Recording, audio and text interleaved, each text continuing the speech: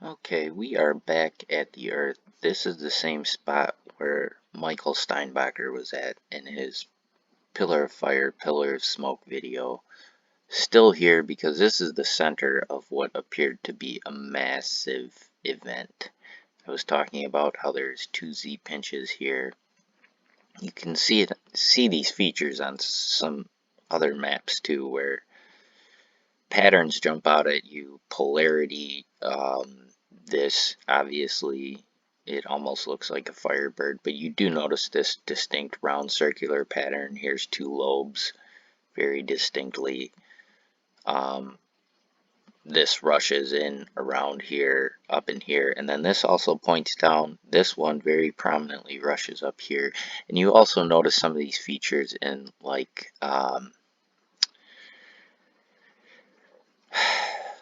all types of maps, like gravitational anomalies features will jump out at you. We'll talk more about this.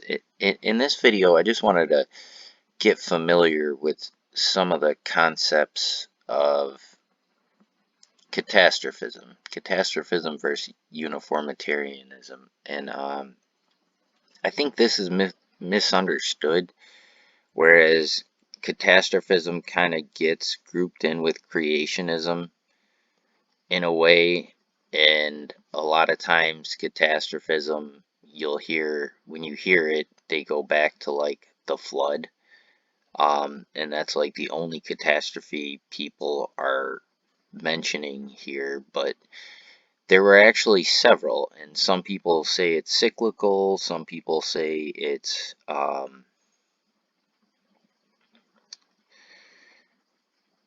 these were just short punctuated events. I think it's weird though, because if you consider, they talk about how unstable our early solar system was, and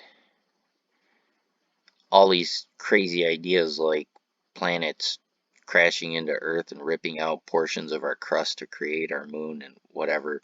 But if you mention it in recent times, they go crazy. Like the reaction to Immanuel Velikovsky, and I mean, he probably should have published this book first because it's more, it focuses less on the myth and more on the science. And I think people get that misunderstood, but a lot of times what happens, it's not necessarily that. See, a lot of these myths speak of very catastrophic times, and a lot of the evidence we have, like, you probably wouldn't have these fossilized organisms if it weren't for catastrophic situations. And we don't really see fossilization in the now. Like, there's a few ways we see preservation, but like the ways that we see transmutations, that all gets accredited to electricity, and then people think it's like a mystery when they find a cowboy boot or something like petrified um out in the field or something. Like, it's like they think it was a time traveler, like a cowboy time traveler that had to go back in time. And I think that just that alone is because of the way that they teach us. But I think we got to talk not just about science in this series. We actually have to talk about philosophy, and that's why Immanuel Velikovsky is going to be a good one. He's going to be a good aid throughout this for those not aware. Get familiar with his work. Because clearly, to me, this looks like it was caused from one main event. And when you look at some of this, they actually act like, so I'll just read this. In the case of catastrophism, as applied to geology, the study of Earth, or paleontology, the study of fossils, there can be little doubt that, in the eyes of the scientific establishment, for a century or more, it has seemed as defunct as any theory could be. So they just dismiss catastrophism, like outright. even though we have a lot of these things that would describe what a catastrophe.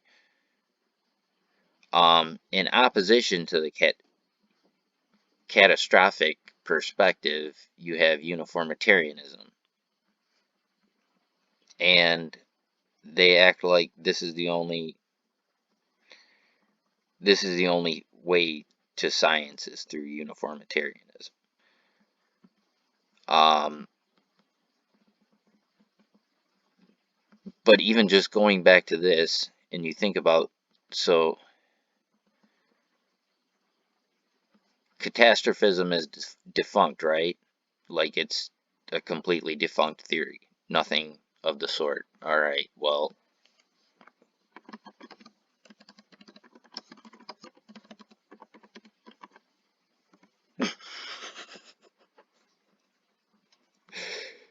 I mean, this sounds catastrophic, right? Asteroid strike, that would be a catastrophic event, right? Mass extinction. When you have, so what they're saying is there's an mass extinction that killed the dinosaurs, but when you come over here and read this, um, specifically in reference to fossils and the study of Earth,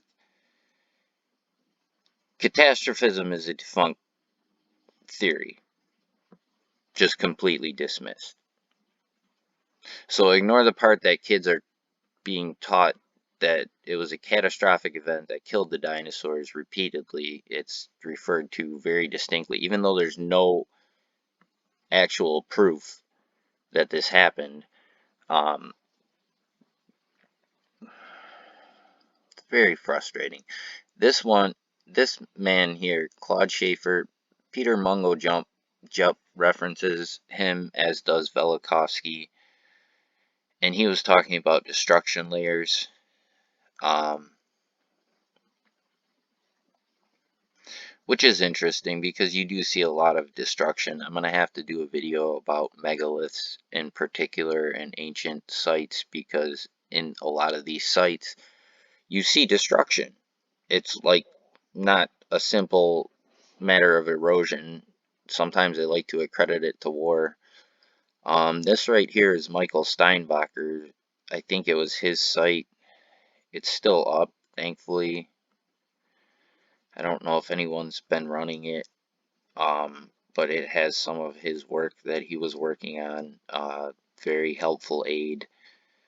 I'll try and get some more. I will link this in the description. You can see he links the Thunderbolts project and Wall Thornhill, um, because it falls in line. Like what they're saying, these were like, this is catastrophic. And when you see distinct signatures of the electromagnetic force, um, you're not looking at a matter of kinetic impact. You have to come over to this equation and derive your power here, I think. And especially when you come to the surface of the planet and you can see like very distinct features being formed, and all this charge redirects. You can follow it on the seafloor, you can follow it on the features of the land and sea, very, very distinctly. It all comes back, and it indicates the necessity of a redistribution of charge across the Gaussian surface, but specifically in relation to this right here. Like, this is a catastrophe, to be clear. This is a major catastrophic event, and I think it shapes a lot more than just mythology, but you have to talk about some of the mythology because we actually have stuff that supports some of these features and gives you what seems like a logical explanation. And that's where he starts off with the myth, and you look over here, a lot of times it gets it gets wound up being grouped in with creationism, and I don't think creationism is understood as clearly as it should be here, because if you're coming over to the earth and you see creation of entire mountain ranges, seas, oceans, if all these happen in a relatively short event and it changed the way that the earth is, then like the creation myths aren't really myths, and that kind of goes back into how we're taught. Like the way it's presented to us automatically, it's just dismissed right away as a myth, the way that they refer to it. Like if you want to learn about these stories, you're not learning them through a scientific perspective. It gets like boiled down to literature, sort of. And I don't think, I think there's a huge disconnect because we don't see the the devastation necessarily, but how we're missing this and all this. It's, you really have to delve into psychology, because this is not like a small scale here. This is the entire earth that had to have charge redistributed in a relatively short period of time to create these features, and they're very cohesive. It's not, it does not appear to be a random coincidence. So when they're saying this is outdated, um, it makes it makes it's laughable in a way, because right here, catastrophism and uniformitarianism are two schools of thought on the history of evolution. They're automatically assuming that this is evolution. They just suggest evolution already won, even though, like, you could, in opposition to evolution, think of it as adaptation for a second. We'll talk about creation later, but though uniformitarianism is the only view that has sound scientific evidence to support it. Really? Really? Because it's based on hundreds of millions of unobservable years. And then they're saying that a comet or an asteroid killed the dinosaurs, even though every time we watch an asteroid burn up in our atmosphere, we don't get any kinetic impacts. It just like, it gets burnt up, it gets electrically etched away by the resistance of the atmosphere. So the key to the present is the past. Just ignore the electromagnetic force the entire time, and maybe it'll all make sense, is what I'm understanding. But I don't like the fact that, like, this is automatically, this is the only view that you're teaching kids. And when they even talk about this, they just bring it up just to dismiss it, like it's outdated. But then I go to the Earth, none of their geology is explaining these cohesive patterns. And the entire scientific community is in denial what children are getting lied to. So we're going to talk a lot more, maybe about some myths, maybe about some truth. Who knows? I'll see you guys later in time. All right, take care, everyone. Bye bye.